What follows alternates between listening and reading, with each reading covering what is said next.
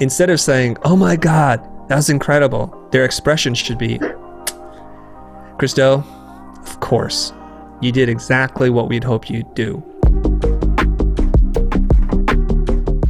When I was younger, sometimes we'll literally walk into a client meeting and have 16 logos. We figured out a way to present them that the clients just adored. So we printed them out, and then we would mount them on foam core and cut them out in, I think, 4-inch by 4-inch squares. And we would lay them out in a neat grid on the table. And so what's really cool about doing it this modular way is they could take the ones they don't like and move them out to the side. And then we reduce it down to one. Back then, we didn't do mock-ups and all this stuff. We didn't have all these ideas on how to present logos. We just presented the logo.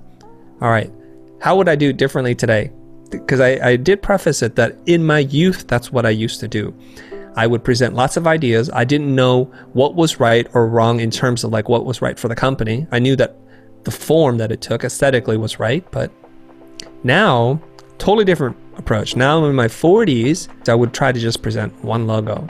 And the process is dramatically different. What we would do is have a conversation with the client, get into discovery, and find out what we're trying to do, what the logo or the brand should achieve, and form an idea about who the end customer is, what their life looks like, their pain points and their challenges.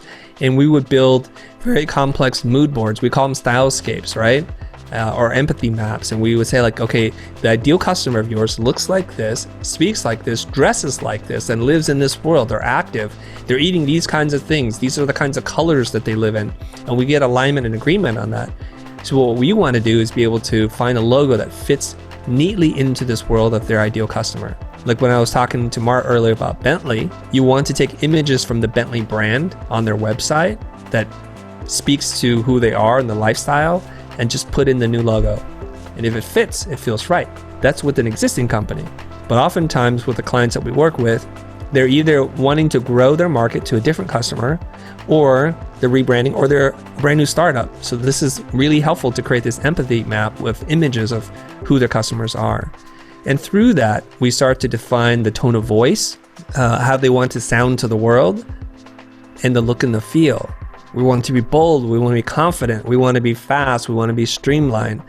We want to suggest solidarity or whatever, that we have a 200-year history. Okay, so maybe it's nostalgic. We work through these in words and ideas first, and we get alignment, and we get people to sign off on that. And then when we go away, we'll do one last step before we design the logo. We'll go away and say, okay, based on the criteria that you described, we're going to show you a bunch of logos that to us feel like what you said. We just want to make sure, because one person's nostalgia is somebody else's nostalgia, right? We show them that, and they are, yes, this is it. So it's almost like we're pre-designing the logo beforehand.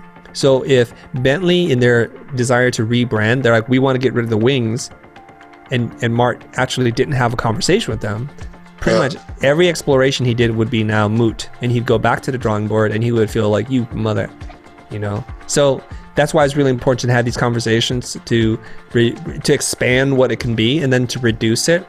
My design professor would call it like this double funnel system, where it opens up at the beginning, it narrows down, and then opens up one more time for exploration, and then it narrows down, and then you're done.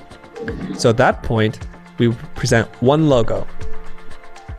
And instead of saying, oh my God, that was incredible, their expression should be, Christo, of course, you did exactly what we'd hoped you'd do based on all the conversations. So you're looking to get perpetual alignment with the client before you do the work. And this is really, really important.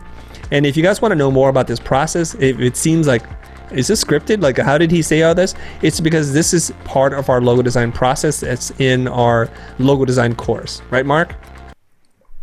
Yes, it is. Yes. Gee, real smooth there, Mark.